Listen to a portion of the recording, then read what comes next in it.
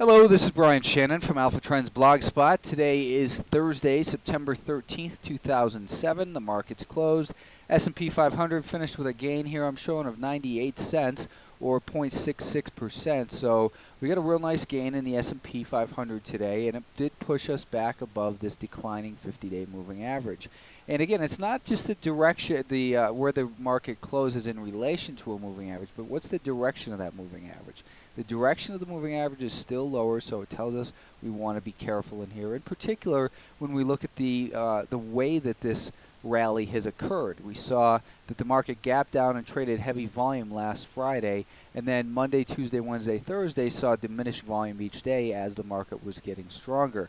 So again, only price pays, but this just indicates that maybe the buyers just aren't quite convinced yet, and there's just a little bit of a lack of supply that this market's moving higher in a little vacuum of sorts. So the more important level is probably going to be, we could really even look at a trend line like this. I have been looking, as you know, at the inverted head and shoulders pattern that looked like this. But let's just clear off some of these lines so we can take a look at what really represents the essence of the trend right now, and these lower highs are coming in at these levels. So I think that this level at about 150, and taking a little bit higher than that, maybe 150 and a dime, getting above and closing above there could be a positive thing. But the market is a little bit stretched here. It's just rallied from 144.5 or so up to about 149.5. So it's experienced about a 5-point rally on the intraday time frame, and it's looking really, like I said, it's looking stretched. I wouldn't be surprised to see maybe a pullback down towards that 5-day moving average.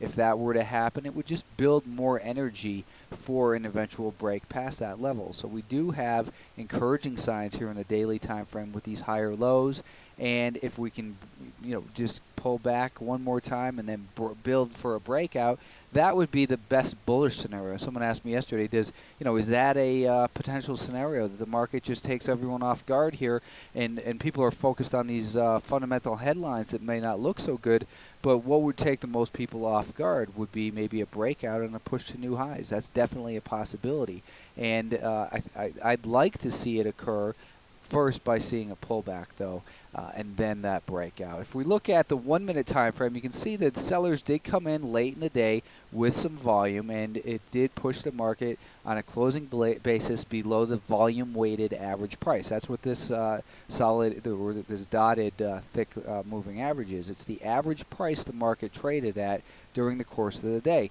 Now, what I can do is I can use a different kind of volume-weighted moving average where I just drag the pencil across, and you can see it's following right on there. So this volume-weighted moving average tells us basically that the average closing or the average transaction in these spiders occurred at about 148.90. So if it closes at 148.84, then the sellers took control late in the day, and you can see that there was a little series of lower highs and lower lows to confirm that as well. So from a day trading standpoint, I like to follow that daily VWAP.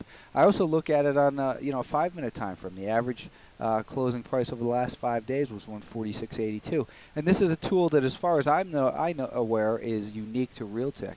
Here's a 15-day VWAP. So it just gives us the average price that the market traded at when you consider volume over a certain period of time, and you can specify whatever that period of time is. If we look at let's look at the semiconductors. The semiconductors were weak once again. I've been saying that yesterday these guys were down 1.8%. That gave us a little bit of reason for concern. I also said, though, it is holding above the neckline here of this inverted head and shoulders pattern. It might just continue to drop below that level. I mean, trade down along that declining trend line. So this is looking the worst of the markets that we follow. But I did say that basically a close below or move below 37.40 would be what it took to really get this market bearish, I thought. The market came down to that level once again, poked through it at the end of the day, but was able to close back above it. It doesn't mean there's anything positive on this 10-minute time frame, because I'm not seeing it. I'm seeing a declining 5-day moving average. I'm seeing lower highs and lower lows. If we look at a 2-minute time frame, you can see that the market did look like it was going to break down at the end of the day, but they closed it right above that 70-cent level.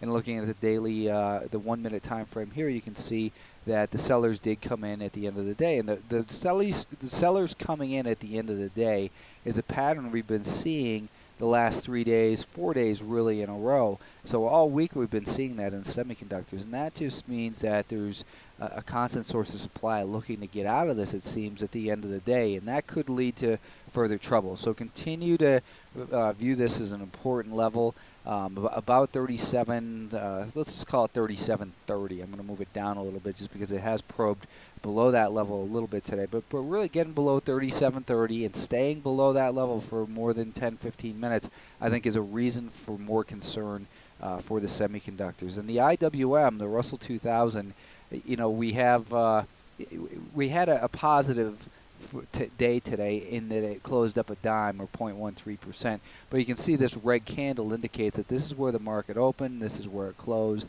and so during the course of the day, there were net sellers, and we can see that here on the 1 minute time frame anyways. Again, with that VWAP, it started out weak, the buyers took control, it held up above that average price, but when it started making these lower highs and lower lows, it just failed all at once.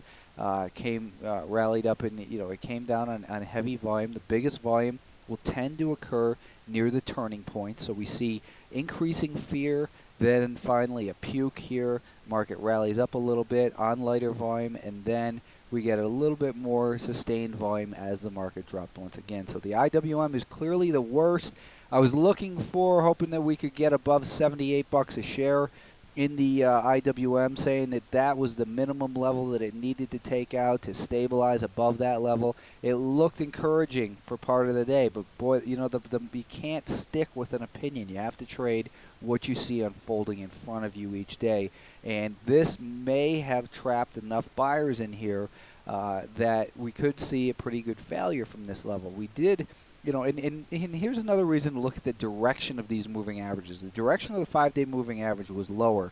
The market was above that level and looking like it was breaking out, but don't trust those rallies when we have this declining moving average. So now, is the 77.50 level going to be support? Let's keep our eyes instead down here at about 77.20, breaking below that level.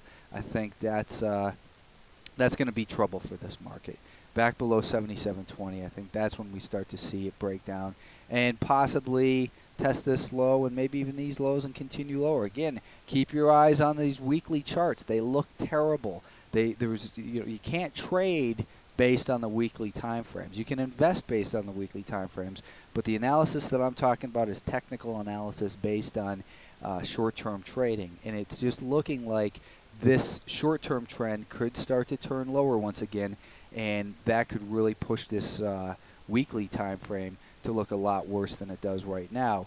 Let's take a look at the Qs now. The Qs, these guys finished with a gain today of 24 cents. That's about, what is that, about 0.5%, I guess. And a red candle here, meaning that the close was lower than the open, and diminishing volume in here too, telling us that, again, only price pays, but this shows us the intensity of the conviction of the buyers in this market. And while the prices are moving higher, you want to see increasing volume. But it is bullishly holding above the 10-day moving average. It's above the 50-day moving average. We've got a lot of mixed signals coming from the from the various markets. So it continues to be a trader's market. When you look at the let's look at the 10-minute time frame.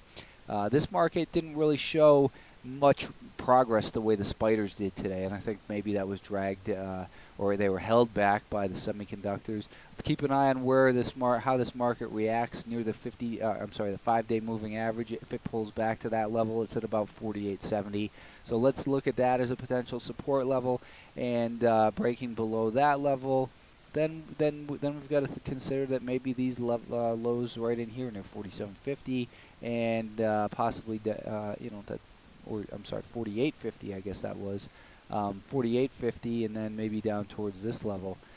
So the market continues to send these mixed signals, and I think the best way to continue to deal with it is from a trader's perspective, very short-term trades.